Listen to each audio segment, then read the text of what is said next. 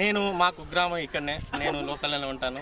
ఈ ఆనందాలను తిలకించడానికి ఎంతోమంది పల్లెల నుంచి పట్టణాల నుంచి ఎంతోమంది వస్తుంటారు. వారికి ఇలాంటి ఆనందాన్ని ఈ ప్రకృతి అందించినందుకు మేము ఎంతో గర్వపడుతున్నాము. ఎందుకంటే ఈ ఊరు నాది, ఈ పల్లె నాది, ఈ చెరువు నాది అన్నట్టుగా నేను ఫీల్ అవుతున్నా. ఇక్కడికి వచ్చేవారు ప్రతి ఒక్కరు కూడా ఇలానే ఫీల్ కావాలని, ఇలానే ఆనందించాలని నేను కోరుకుంటున్నాను. ఇది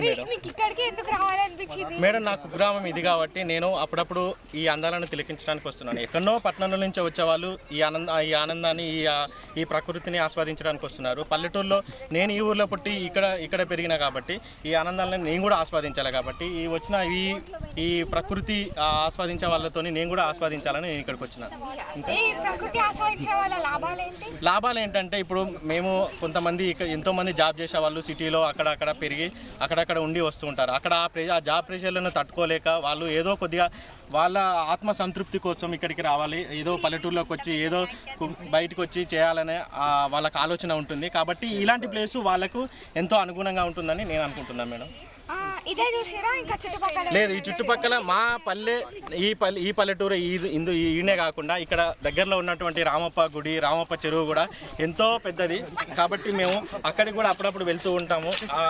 దాంతోపాటు ఇక్కడికి అక్కడ ఆ ప్రకృతి అందాలను స్వీకరించిన వారు ఇక్కడికి కూడా వస్తూ ఉంటారు మేడం. చెప్పండి ఇంకా. సరే, ఇప్పుడు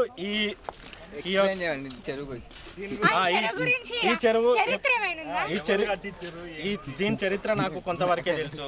ఎందుకంటే నేను పుట్టక ముందు కూడా ఈ చెరువు ఎప్పటి నుంచో ఉన్నది. ఇప్పుడు నేను పుట్టిన తర్వాత ఆదరణ దీనికి ఎక్కువ పెరిగిందని గ్రామ ప్రజలు అనుకుంటా ఉంటారు. ఎందుకంటే నేను కొంత ఏజ్ లో ఉన్నప్పుడు ఈ తూగుట్టియాల ఇలాంటివన్నీ ఏం లేవు.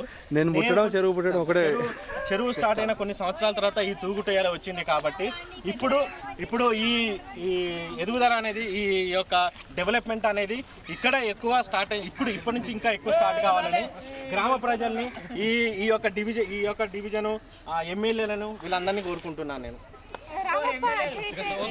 రామప్ప చరిత్ర కొన్ని సంవత్సరాల తర్వాత కొన్ని సంవత్సరాల క్రితం ఆ చరిత్ర మనం ఏంటంటే ఈ మధ్యలో పుట్టి ఈ మధ్యలో పెరిగిన వాళ్ళం. దాని చరిత్ర మాట్లాడుకోవడానికి మన ఇద్దరి వయసు సరిపోదమ్మా. ఫెసిలిటీస్ ఇప్పుడు అభివృద్ధి చెందుతున్నాయి. ఫెసిలిటీస్ అనేవి ఒకటేసారి అభివృద్ధి చెందాలంటే అది ఎవరికైనా సాధ్యం కాదు. ఇప్పుడు మన పర్యాటక రంగానికి చిరంజీవి గారు వచ్చారు కాబట్టి చిరంజీవి గారిని మనం ఇంకో క్వశ్చన్ వేయాలి. ఇప్పుడు మన వై స్తంభాల గుడికి మన చిరంజీవి ప్రథమ సంతకం అంటే మొదటి సంతకం చేశారు కాబట్టి రెండో సంతకం నా హృదయపూర్వకంగా చెప్తున్నాను. చిరంజీవి గారికి నా అభివందనలు తెలియజేస్తున్నాను. అతను రెండో సంతకం మన లక్కవరానికే కేటాయించాలని నేను మనస్ఫూర్తిగా కోరుకుంటున్నాను. అలాగే నా గ్రామ ప్రజలు కూడా కోరుకుంటున్నారు. రామప్ప ప్రకృతి అందాలు అందరికీ తెలుసు, అది ఆల్రెడీ డెవలప్మెంట్. కాబట్టి లక్నవరాన్ని డెవలప్మెంట్ చేయాలని చిరంజీవి గారిని మనస్ఫూర్తిగా కోరుకుంటున్నాను. చాలమ్మా, ఇది ఈ లక్నవరం యొక్క గొప్పతనం.